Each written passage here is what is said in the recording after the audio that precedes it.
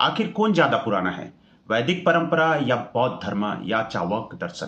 कि बौद्ध धर्म सबसे पुरानी तर्कवादी परंपरा है, लेकिन क्या सच में ऐसा है? चाणक्य कह रहे हैं कि जब तक जियो मजे से जियो, उधार लेकर चाहे घी ही पीना क्यों ना पड़े, लेकिन जब तक जियो मजे से जियो।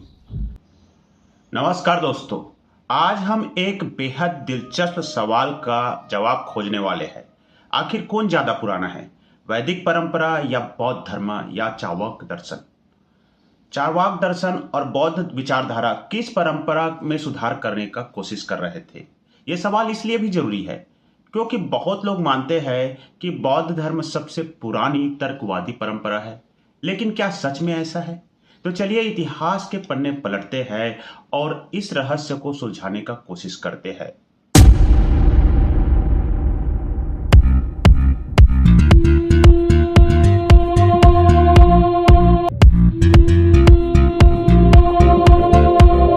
सबसे पहले बात करते हैं वैदिक परंपरा की। इसका इतिहास 1500 ईसा पूर्व या उससे पहले का माना जाता है। इसका आधार वेद है, ऋग्वेद, यजुर्वेद और सामवेद, और उसके बाद में जुड़ा अथर्ववेद ही इसका आधार है।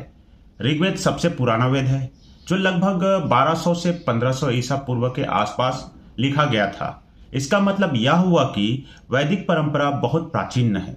यह भारत की धार्मिक और सामाजिक व्यवस्था का आधार रही है। मतलब भारत का जो परंपरा है, आज का जो धार्मिक और सामाजिक व्यवस्था है, उसका आधार वेदों से रहा है। अब सवाल उठता है, अगर वेद और वैदिक परंपरा इतनी पुरानी थी तो फिर चाणक्य और बौद्ध दर्शन क्यों आए? आखिर दोनों ने वैदिक धर्म पर क्या सुधार करने की जरूरत पड़ी है? आइए इसके बारे में जानते हैं। वैदिक संस्कृति या वेदों के खिलाफ सबसे पहला विद्रोह चाणक्य दर्शन के रूप में जाना जाता है। चाणक्य दर्शन को लोकायत भी कहते हैं।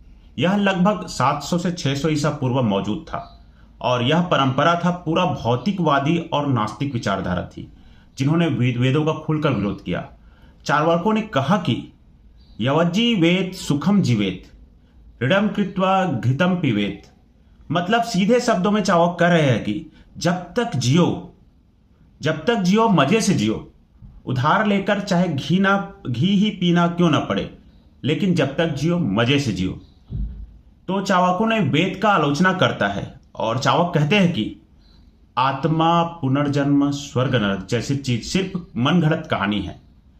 और चाणक्यों ने ऋग्वेद, यजुर्वेद और सामवेद का विरोध किया और इन्होंने विरोध के लिए भांड शब्द का उपयोग किया। भांड मतलब जिसका अर्थ न हो, जो निरर्थक हो, बेकार हो।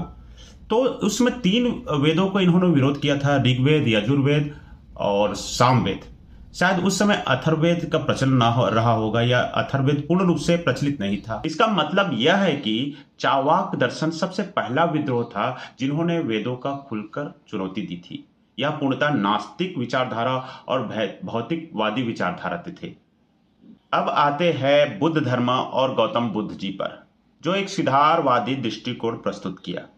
गौतम बुद्ध का जन्म 563 ईसा पूर्व में हुआ था और उनका निवाण 483 ईसा पूर्व में हुआ था।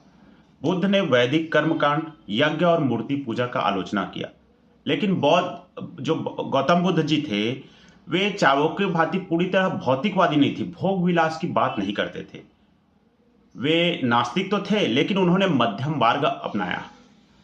ना तो भगवान बुद्ध ने ना तो वैदिक परंपरा का अंधानुकरण किया, न ही पूर्णतः भोग विलास वाले जो चाणक्य दर्शन था उसका सपोर्ट किया। उन्होंने मध्यम मार्ग अपनाए। गौतम बुद्ध ने अष्टांग मार्ग की बात की, जो नैतिकता और तर्क पर आधारित था। गौतम बुद्ध जी पुनर्जन्म को पूरी तरह नकारते नहीं थे, लेकिन उन्होंने आत्मा के रूप में इसे स्वीकार नहीं किया, बल्कि कर्म फल के परिणाम के रूप में देखते थे। अब सवाल उठता है कि इस वीडियो का निष्कर्ष क्या निकला? अगर आप टाइमलाइन देखें तो सबसे पुरानी परंपरा वैदिक परंपरा है, जो 1500 ईसा पूर्व से चली आ रही थी। इसके बाद चाणक्य दर्शन आया, जो लगभग 700 से 600 ईसा पूर्व में उभरा और वेदों का खूब आलोचना की। फिर बौद्ध धर्म 563 से 483 ईसा पूर्व में बुद्ध जी के समय में आया था और वैदिक परंपरा और कर्म कांडों की सुधार करने की कोशिश की। अब असल सवाल यह है, क्या बुद्ध और चाणक्य दोनों ने वैदिक परंपरा पे सुधार करने की कोशिश कर रहे थे? तो इसका जवाब है हाँ। भगवान बुद्ध और चार्वाक दोनों दर्शन वैदिक परंपरा में सुधार करने की कोशिश कर रहे थे, लेकिन अलग अलग तरीके से। चार्वाकों ने वेदों की को पूरी तरह खारिज कर दिया था, जबकि बुद्ध ने एक नया रास्ता दिखाया था। तो दोस्तों, मैं आपसे सवाल पूछना चाहता हूं, क्या आपको लगता है कि हमें भी चार्वाकों या बुद्ध जी की तरह आलोचना और सुधार की परंपरा को आगे बढ़ाना चाहिए? आपके विचार कमेंट्स में जरूर बताएं। अगर वीडियो पसंद आया है तो लाइक, शेयर और सब्सक्राइब जरूर करें। और मिलते हैं अगली वीडियो में। तब तक के लिए सनातन की जय हो, बौद्ध धर्म की जय हो और चार्वाक दर्शन अमर रहे। जय हिंद, जय भारत।